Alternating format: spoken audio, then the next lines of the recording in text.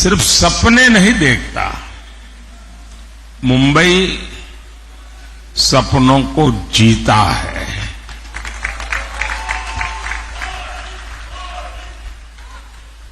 कुछ कर गुजरने का संकल्प लेकर चलने वालों को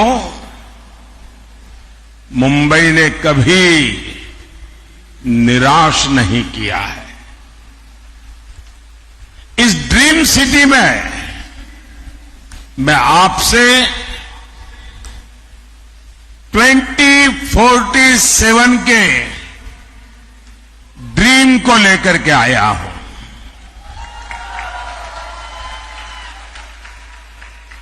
एक सपना है देश का, एक संकल्प है देश का। हम सब ने मिलकर विकसित भारत बनाना है और इसमें मुंबई की बहुत बड़ी भूमिका है। साथियों, आप मुंबई के लोग रफ्तार की कीमत सबसे ज्यादा समझते हैं। भारत के साथ आजाद हुए कितने ही देश हमसे आगे निकल गए। हम क्या किसी से कम थे? फिर कमी कहां थी? कमी उस सरकार में थी जिसने भारतीयों के सामर्थ्य पर भरोसा नहीं किया, विश्वास नहीं किया। और मैंने ऐसे ऐसे प्रधानमंत्री देखे हैं और मैं आप सबको कहूंगा, मुंबई वालों को, कि यूट्यूब पर जाकर के लाल किले से अब तक कौन प्रधानमंत्री क्या बोले हैं सारा अवेलेबल है। आप हैरान हो जाएंगे।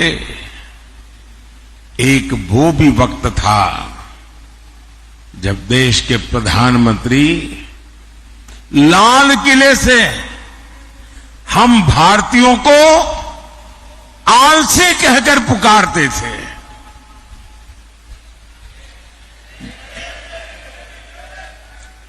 जिन सरकारों की सोच ऐसी रही हो,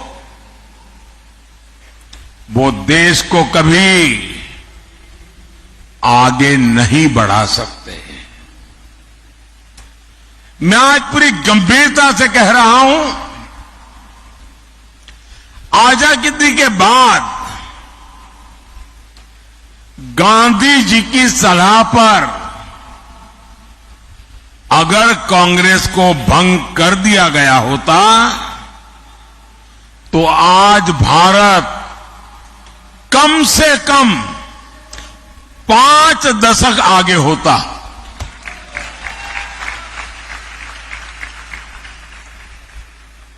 आजादी के बाद भारत की सभी व्यवस्थाओं का जो कांग्रेसीकरण हुआ, उसने देश के 5 दशक बर्बाद किए हैं। साथियों, देश आजाद हुआ तो भारत दुनिया की 6ठी बड़ी अर्थव्यवस्था था। हम दुनिया में नंबर 6 पर थे और 2014 में जब कांग्रेस गई और हमें जब सत्ता सुपुर्द की, तब देश की अर्थव्यवस्था 6 नंबर से 11 नंबर पहुंच गई थी। ये इन्होंने काम करके गए हैं। और जब से आपने इस सेवक को काम दिया, 10 साल में आज देश दुनिया की 5वें नंबर की आर्थिक ताकत बनकर के खड़ा है।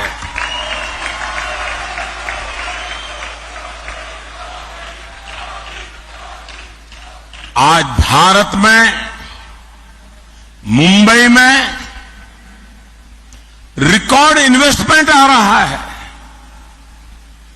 और मेरी गारंटी है कि कुछ ही सालों में जब मैं आपके बीच आऊंगा तो हम दुनिया की तीसरी बड़ी आर्थिक ताकत बन चुके होंगे।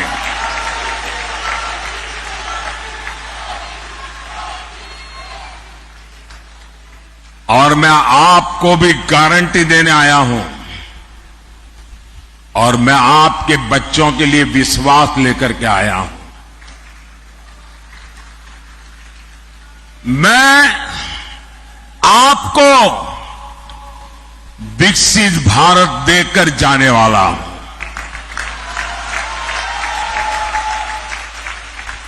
और इसलिए मोदी 24/7 फॉर 2047 के मंत्र के साथ हर पल आपके नाम, हर पल देश के नाम जी जान से जुटा है। साथियों, कुछ लोग कहते हैं कि मोदी जो ये कहता है वो असंभव है। निराशा की गर्त में डूबे हुए लोग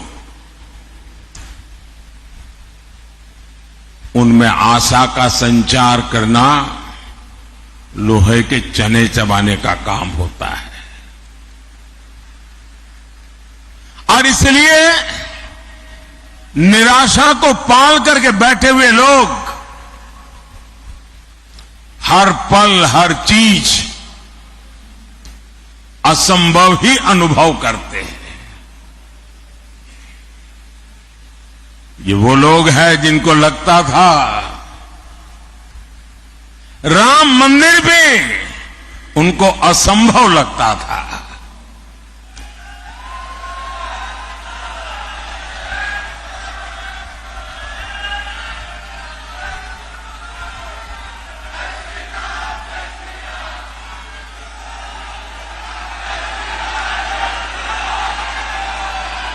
साथियों, दुनिया को कभी न कभी इस बात को स्वीकार करना पड़ेगा कि भारत भूमि में रहने वाले लोग अपने विचारों के इतने पक्के थे, अपने इरादों के इतने पक्के थे कि एक सपना लेकर के 500 साल तक लड़ते रहे।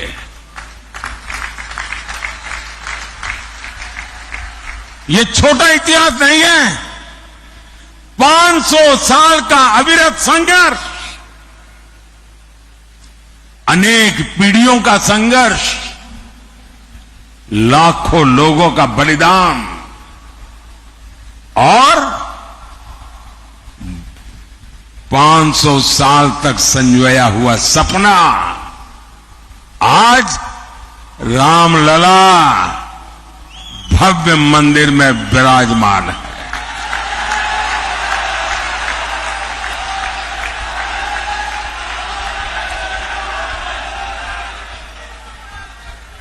ये निराशा की गर्त में डूबे हुए वो लोग हैं जिनको आर्टिकल 370 का हटना भी असंभव लगता था। आज हमारी आंखों के सामने आर्टिकल 370 की जो दीवार थी ना, उस दीवार को मैंने कब्रिस्तान में गाड़ दिया है।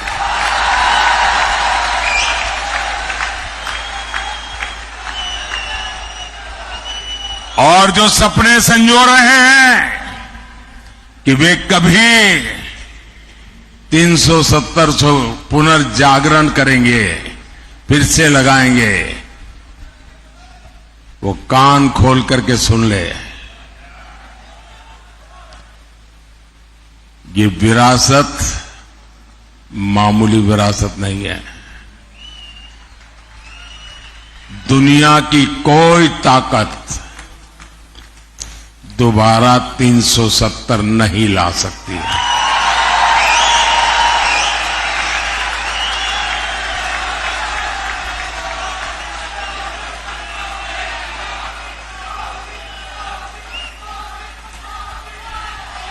साथियों, हमारा देश दशकों तक सीरियल बम धमाकों से लहूलुहान होता रहा। आतंकी हमलों से मां भारती का सीना चीर दिया जाता था। मुंबई जैसे हमारे शहर थर्राते रहते थे। एक ही गूंज सुनाई देती थी कि कहीं कोई लावारिस चीज दिखाई दे तो पुलिस को जानकारी देना। एयरपोर्ट जाओ, स्टेशन पर जाओ, हर जगह पे लिखा रहता है लावारिस चीज को हाथ पर लगाना, लावारिस चीज से चौकन्ना रहना। 10 साल हो गए, सुना है क्या? सब बंद हो गया कि नहीं होगा? ये इनको असंभव लगता था। और अभी राज बता रहे थे 3 तलाक। देश की संसद ने 3 तलाक को ही तलाक तलाक तलाक कह दिया।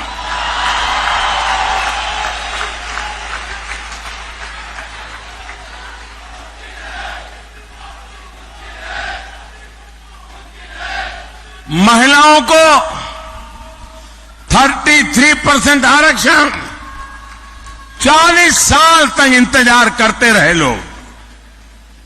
संसद में बहस होती थी और जो आज संविधान को सर पर रख करके नाच रहे हैं, उन लोगों ने पार्लियामेंट में 33% आरक्षण के बिल को छीन करके फाड़ दिया था।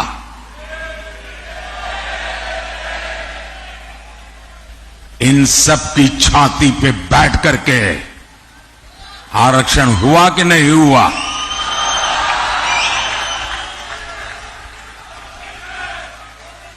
कांग्रेस 60 साल तक कहती रही कि गरीबी हटाएंगे, और इनकी तो फैशन थी। और आप सचमुच में थोड़ा जो हिस्ट्री में रुचि रखते हैं, जरा देख लीजिए। आप लाल किले से इन प्रधानमंत्रियों के भाषण सुनेंगे और इन परिवार के सभी प्रधानमंत्रियों के भाषण सुनेंगे, तो उनके 20-25 मिनट के भाषण में 10 मिनट वो गरीबी पर बोलते थे। और कोई भी चुनाव का उनका भाषण सुन लीजिए, वो गरीब गरीब गरीब गरीब गरीब गरीब गरीब गरीब गरीब गरीब गरीब गरीब गरीब गरीब गरीब गरीब गरीब गरीब माला ही जपते रहते थे। लोगों की आंख में धूल झोंकते थे और गरीबों को एहसास कराते रहते थे कि तुम तो गरीबी में जीने के लिए ही पैदा हुए हो। इस देश में गरीबी को हटाना असंभव लगता था। भाइयों बहनों, मोदी ने 10 साल में। तो मुंबई के शिवाजी पार्क में इस समय प्रधानमंत्री नरेंद्र मोदी की मेगा रैली चल रही है। बड़ी संख्या में लोग उनको सुनने के लिए वहां पर आए हुए हैं और प्रधानमंत्री नरेंद्र मोदी ने अपने अंदाज में तीखे प्रहार विरोधी पार्टियों पर, कांग्रेस पर किए हैं। चाहे मामला 3 तलाक का हो, चाहे धारा 370 हो, राम मंदिर का मुद्दा हो, महिला आरक्षण की बात हो, गरीबी हटाने की बात हो, सब मुद्दों को ध्यान में रखते हुए सब मुद्दों पर वो बोल रहे हैं। कम से कम आप जजमेंट का ऑपरेटिव पार्ट होता है, वो तो उस क्लाइंट की भाषा में दो। ये क्या अंग्रेजी का झंडा लेके घूम रहे हो तुम लोग? और आज सुप्रीम कोर्ट से अगर कोई मराठी भाषी व्यक्ति का केस चल रहा है और उसको जजमेंट का ऑपरेटिव पार्ट मराठी में चाहिए, तो मिलना तय हो चुका है दोस्तों। भाई और बहनों, शहरी मिडिल क्लास हो या फिर शहरी गरीब, ईज ऑफ लिविंग ये मोदी की प्राथमिकता है। जो झुग्गियों में रहता है उसको भी आज पक्के घर का भरोसा मिला है। सबके घर का सपना पूरा हो, इसके लिए मोदी सरकार हजारों करोड़ की मदद दे रही है। आज महाराष्ट्र के 45,000 से ज्यादा रियल एस्टेट प्रोजेक्ट्स रेरा कानून के दायरे में आए हैं। मतलब इन्वेस्टर के लिए विश्वास का पक्का व्यवस्था मिली है। अकेले महाराष्ट्र में ही है 17,000 से ज्यादा इन्वेस्टर्स की शिकायतों का निवारण हुआ है। साथियों, क्वालिटी हेल्थ केयर और सस्ता हेल्थ केयर यह हमारा फोकस है। और अब तो मोदी ने तय किया है, आप जो बेटे बेटी कमाते हैं ना, आज हर घर में बुजुर्ग होते ही हैं। माता पिता, दादा दादी, चाचा चाची, नाना नानी, और 70 साल के बाद छोटी मोटी कोई न कोई बीमारी तो होती ही होती है। अब जो बेटा बेटी मेहनत करके कमाते हैं, उनके सामने चिंता रहती है, वो मां बाप को संभालने के लिए तैयार है, लेकिन एक तरफ अगर बीमारी आ गई तो चिंता रहती है कि रोजमर्रा का जिंदगी कैसे गुजारेंगे और बच्चों की आशा अपेक्षाओं का क्या। हर कमाने वाले बेटे बेटी को चिंता रहती है। मोदी ने तय किया है, कोई भी व्यक्ति, हिंदुस्तान का कोई भी व्यक्ति जो 70 साल से ऊपर है, अब उनके बीमारी में उनके इलाज की चिंता उनके बेटी बेटी पर नहीं रहेगी। ये जिम्मा मोदी संभालेगा।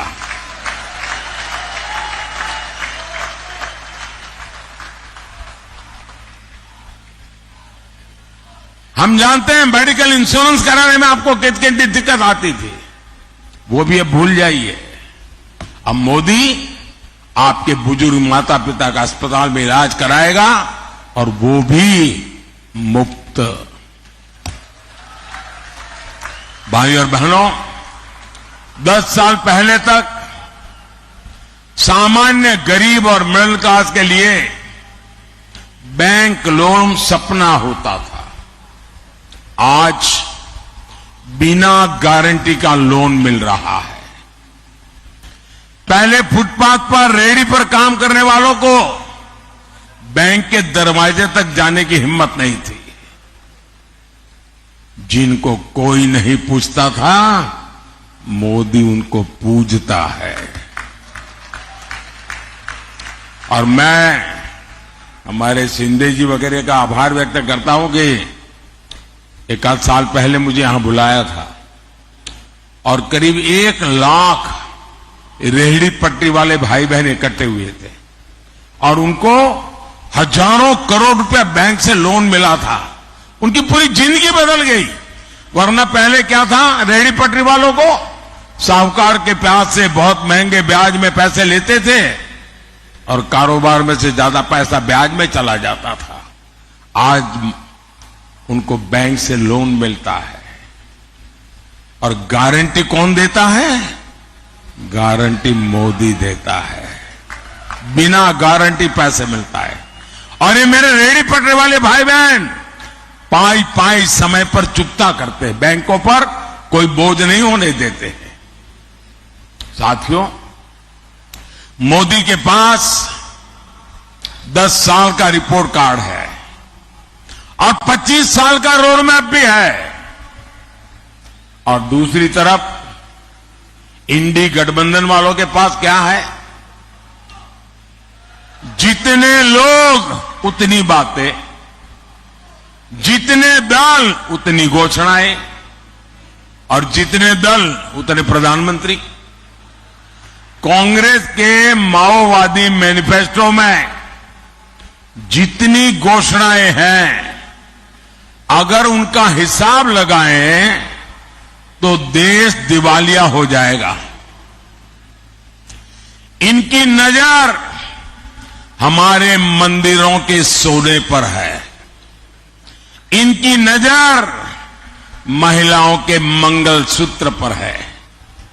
इन लोगों ने 50%